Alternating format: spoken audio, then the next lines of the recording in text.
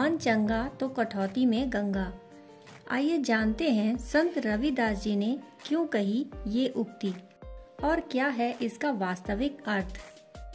कहते हैं कि प्रभु के रंग में रंगे महात्मा लोग जो अपने कार्य करते हुए प्रभु का नाम लेते रहते हैं, उनसे पवित्र और बड़ा कोई तीर्थ इस धरती पर नहीं है। संतों के बारे में शास्त्रों में कहा गया है कि जो अपने लिए किसी भी प्रकार की सांसारिक इच्छा न रखे और परोपकार में अपना समय लगाए, वह संत है। संत रविदास जी भी एक ऐसे ही व्यक्तित्व थे। इनके लिए इनका कर्म और परोपकार ही पूजा थी। संत रविदास का जन्म काशी में एक चर्मकार कुल में हुआ था। इनके पिता का नाम संतोष दास और माता का नाम कलशा देवी था।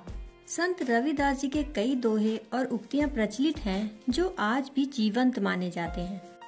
रविदास जी की एक उक्ति है, मन चंगा तो कठौती में गंगा। सुनने में यह थोड़ा सा विचित्र लगता है, लेकिन इस उक्ति का अर्थ बेहद महत्वपूर्ण है। आगे जानते हैं कि संत रविदास जी ने यह उक्ति क्यों कही और इसका वास्तविक अर्थ क्या है। संत रविदास संत कबीर दास जी के गुरु भाई थे। संत रविदास जी के विषय में एक कथा प्रचलित है कि एक बार ये अपने जूते बनाने में तल्लीन थे। उसी वक्त उनके पास एक ब्राह्मण आए और कहने लगे, मेरी जूती थोड़ी टूट गई है, इसे ठीक कर दो। जिसके बाद रविदास जी ब्राह्मण की जूती ठीक करने लगे। फिर अचानक रविदास जी ने उनसे पूछा, श्रीमान आप कहाँ जा रहे हैं? इस पर ब्राह्मण ने कहा, मैं गंगा स्नान करने के लिए जा रहा हूँ। तुम चमड़े का काम करने वाले क्या जानोगे कि गंगा स्नान से कितना अधिक पुण्य मिलता है। रविदास जी ने कहा कि सही कहा श्रीमान, हम मलिन और नीच लोगों के गंगा स्नान करने से गंगा भी अपवित्र हो जाएगी। इस पर उस ब्राह्मण ने कहा, ये लो अपनी मेहनत के एक कौड़ी और मुझे मेरी जूती दे दो। फिर रविदास जी ने ब्राह्मण से कहा कि ये कौड़ी आप माँ गंगा को गरीब रविदास की भेंट कहकर अर्पित कर देना। इसके बाद ब्राह्मण अपनी जूती लेकर चला गया। रविदास जी फिर से अपने काम में तल्लीन हो गए। गंगा स्नान के बाद जब ब्राह्मण घर वापस जाने लगा तो उसे याद आया कि उस शूद्र की कौड़ी तो गंगा जी को अर्पण ही नहीं की। उसने कौड़ी निकाली और गंगा के तट पर खड़े होकर कहा, हे माँ गंगे, रविदास की ये भेंट स्वीकार करो। उसी वक्त गंगा जी से एक हाथ प्रकट हुआ और आवाज आई, लाओ रविदास जी की ये भेंट मेरे हाथ पर रख दो। जिसके बाद ब्राह्मण ने उस कौड़ी को हाथ पर रख दिया। जब ब्राह्मण हैरान होकर वहां से लौटने लगा तो फिर उसे वही आवाज सुनाई दी, ब्राह्मण ये भेंट मेरी ओर से रविदास जी को दे देना। दरअसल गंगा जी के हाथ में एक रत्न जड़ित कंगन था। ब्राह्मण हैरान होकर उस रत्न जड़ित कंगन को लेकर चल पड़ा।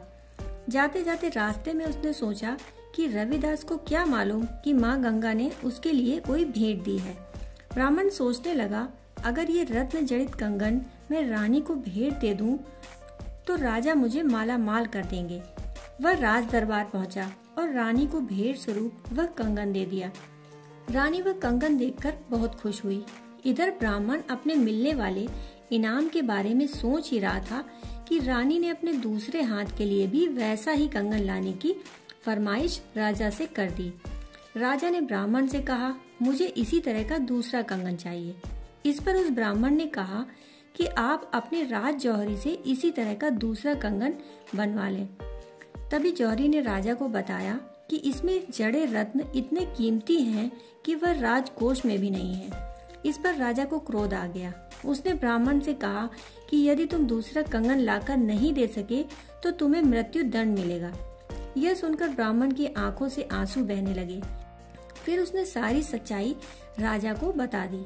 फिर कहा कि केवल रविदास जी हैं जो दूसरा कंगन माँ गंगा से लाकर दे सकते हैं।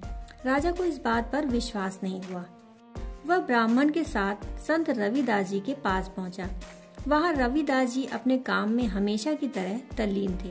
ब्राह्मण ने दौड़कर उनके पैर पकड़ लिए, साथ ही वे अपनी जीवन रक्षा की प्रार्थना करने लगे।